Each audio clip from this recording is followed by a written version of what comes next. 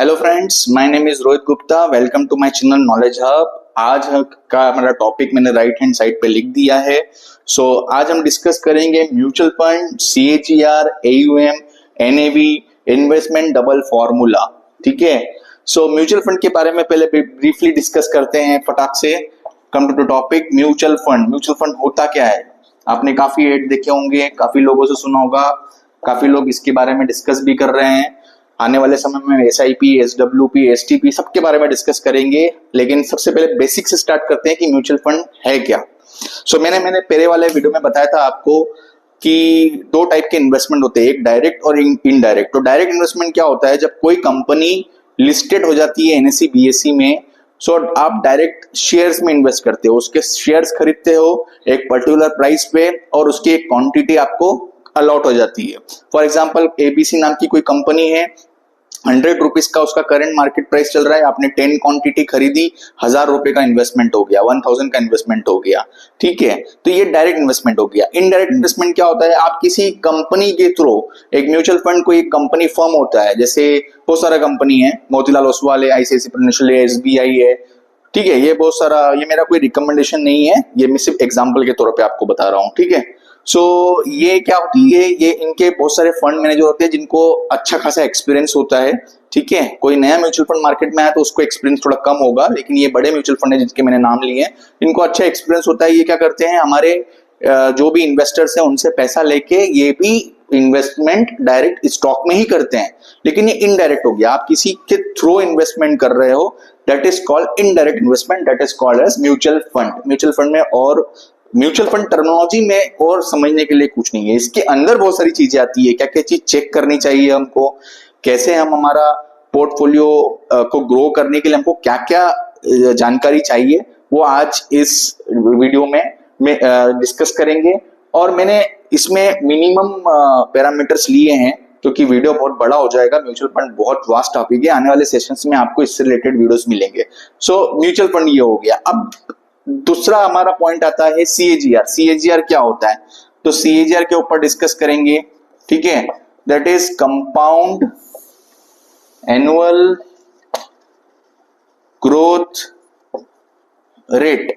ठीक है, compound annual growth rate. इसको सिंपल सी अगर लैंग्वेज में और सिंपल सी भाषा में अगर समझाऊं, आप सब लोगों ने एफडीज कराई है, फिक्स डिपॉजिट। ठीक है, आप किसी भी बैंक में जब जाते हैं तो आप पूछते हैं कि मेरा इंटरेस्ट क्या है। ठीक है, सॉरी, बैंक का इंटरेस्ट क्या है।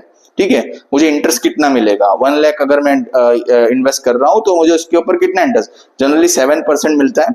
वो आपका फिक्स्ड इंटरेस्ट हो गया, एनुअलाइज्ड रिटर्न आपका होते जाएगा, उसके ऊपर कंपाउंडिंग आपका 7% होते जाएगा। ठीक है, तो जब फिक्स्ड रिटर्न की बात आती है तो वहां पर अब एनुअलाइज रिटर्न कैलकुलेट करते हैं। लेकिन जहां पर वेरिएबल रिटर्न की बात आती है, वेरिएबल का मतलब है म्यूचुअल फंड जो है वो मार्केट के ऊपर डिपेंडेंट है, मार्केट में वॉलेटिलिटी होती है। ठीक है, उतार चढ़ाव आता है।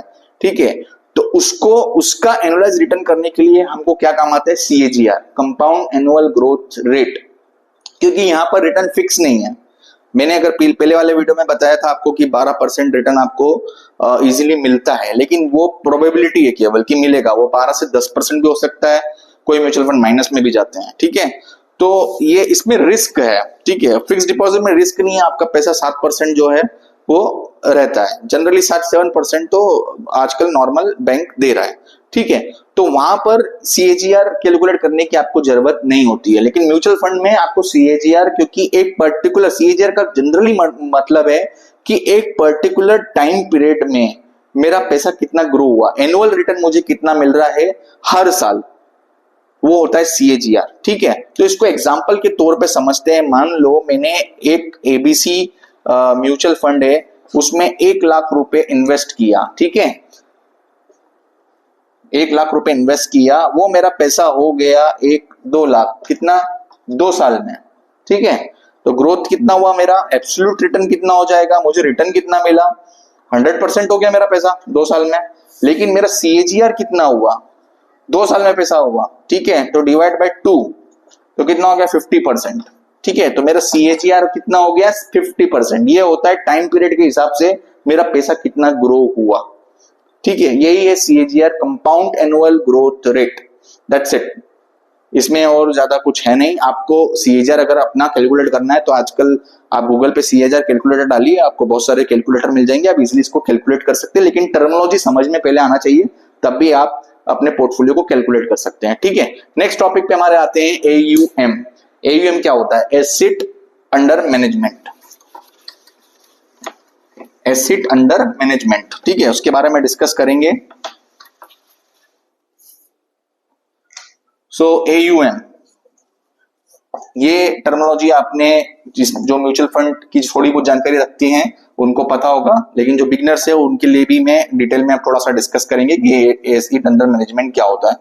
मैंने आपको मेरे पहले वाले वीडियो में बताया था, एक टर्मिनोलॉजी यूज की थी स्टॉक में, मार्केट कैप।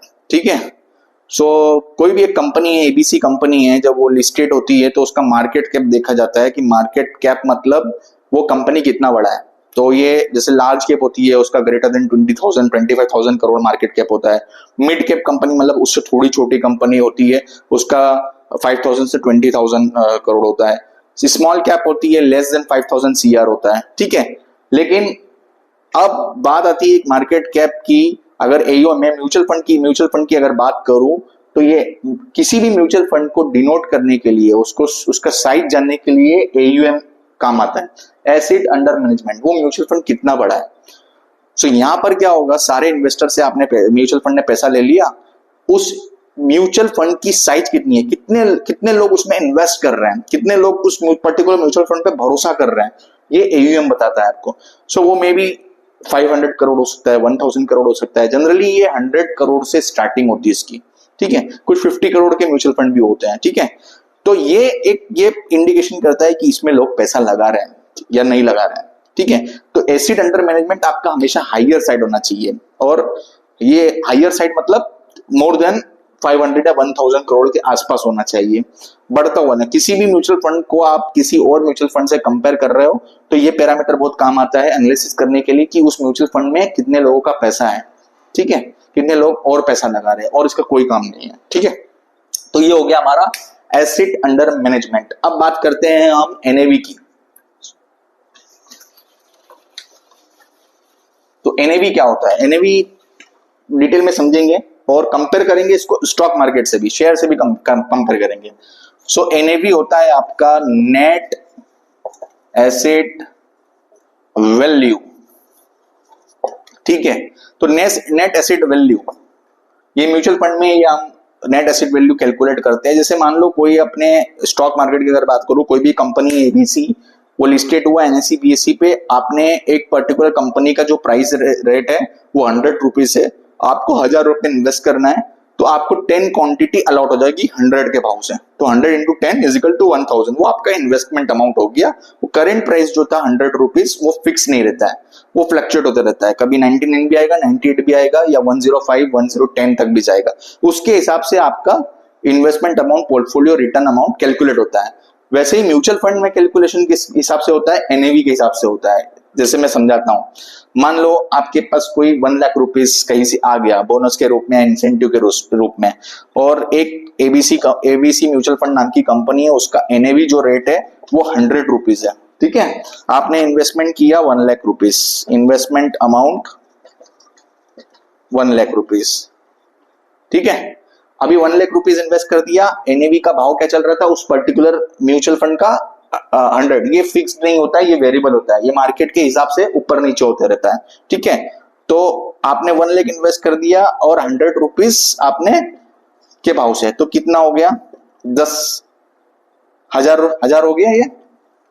तो ये जो 1000 है, 1000 है, ये यूनिट्स हो गई। म्यूचुअल फंड में यूनिट्स क्रेडिट होती है। शेयर मार्केट में क्या होता है, स्टॉक मार्केट में क्या होता है, जब आप कोई स्टॉक लेते हो तो क्वांटिटी आपको क्रेडिट होती है, म्यूचुअल फंड में यूनिट्स क्रेडिट होती है। ये बस ये मेन डिफरेंस यही है। और किसके हिसाब से होती है, एनएवी के हिसाब से होती है। वहां आपको क्या क्रेडिट होता है, वहां आपको स्टॉक डायरेक्ट क्रेडिट, यहाँ स्टॉक आपको क्रेडिट नहीं होते, यहाँ उस पर्टिकुलर म्यूचुअल फंड का जो नेट एसेट वैल्यू है वो आपको क्रेडिट हो जाता है कि इतना आपने खरीदा है, और इसके हिसाब से आपको पैसा मिलता है। मान लो अब ये 100 रुपए 110 हो गया थोड़े टाइम बाद, 1 साल बाद, तो आपका 110 इंटू 1000 हो जाएगा, तो कितना हो गया,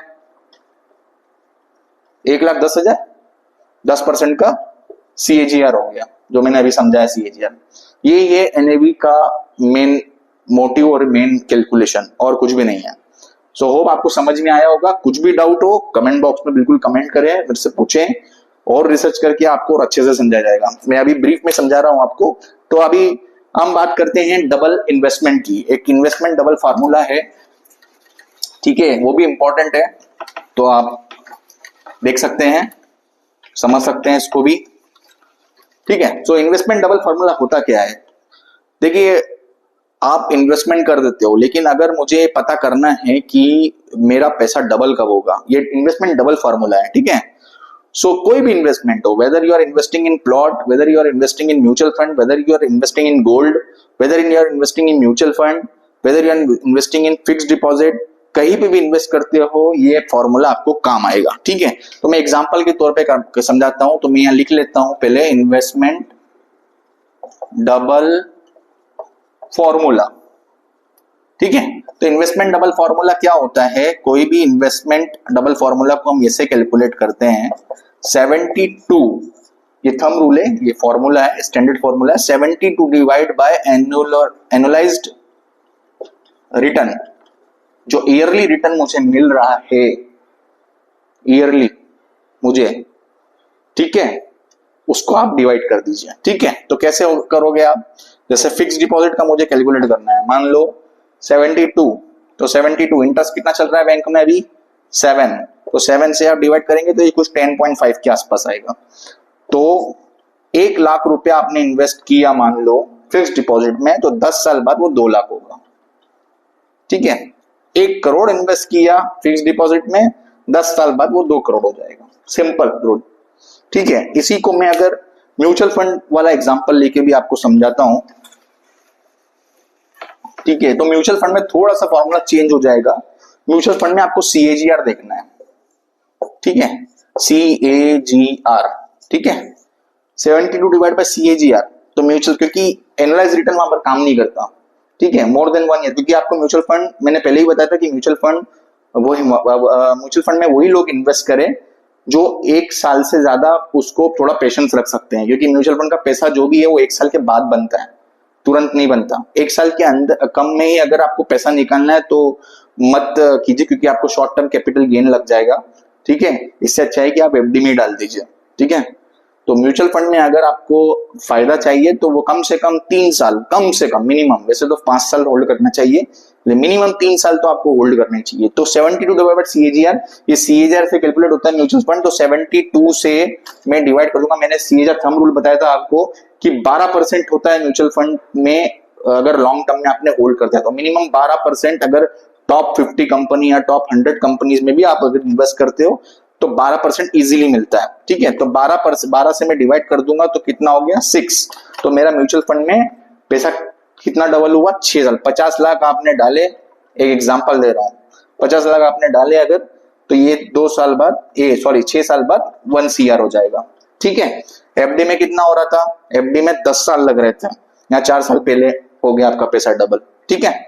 सो यही है डबल इन्वेस्टमेंट फॉर्मूला। सो आज के वीडियो में इतना ही। मैं छोटे छोटे वीडियोस इसलिए बना रहा हूं क्योंकि आपको समझ में आए। बड़े वीडियोस में क्या होता है कि थोड़ा सर के ऊपर से चला जाता है। सो होप आपको समझ में आया होगा, और कुछ भी आपको डाउट है तो प्लीज कमेंट बॉक्स में मुझे मेंशन करें, और ऐसा कोई टॉपिक जिस पे आप डिस्कस करना चाहते हैं, जिस पे आपको जानकारी चाहिए, मैं कोशिश करूंगा अपना रिसर्च करके आपसे अच्छे से अच्छे और अच्छी नॉलेज शेयर करने की। और रिक्वेस्ट कर रहा हूं आपसे, प्लीज मेरे चैनल को लाइक शेयर कीजिए और सब्सक्राइब भी कीजिए प्लीज, फॉर आने वाले वीडियोस के लिए। आने वाले वीडियोस में हम और नॉलेज के बारे में बात करेंगे, not only stock market, related to the automobile, engineering, EV, electric vehicles, passenger vehicle वाला वीडियो भी मेरा आने वाला है। तो उसके वीडियोस का नोटिफिकेशन लेने के लिए सब्सक्राइब कर दें please. Thank you so much.